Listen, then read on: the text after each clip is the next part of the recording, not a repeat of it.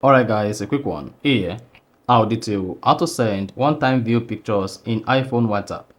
So if you want to send a picture or pictures on your WhatsApp on iPhone and you want the picture to be viewed just once, then here's a video for you. So if at the end of this you found this offer informative, please don't forget to like and then subscribe.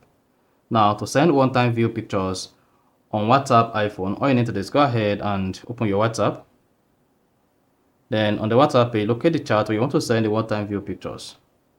Then click on the message box, click on the plus icon, select photos, then go ahead and select the picture you want to send. Then turn on one-time view, send. Then the picture will be sent as one-time view. At the same time, try to select multiple pictures.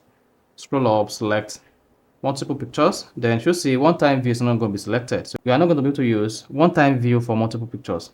So in that case, you need to keep sending the picture one after the other so as to be able to use one-time view. And once you turn on one-time view, click on send. Then you should see your one-time view photo sent here. So you can use this to send multiple pictures on your iPhone. So that is basically how to send one-time view pictures on iPhone WhatsApp. So if you found this offer informative, please don't forget to like and then subscribe.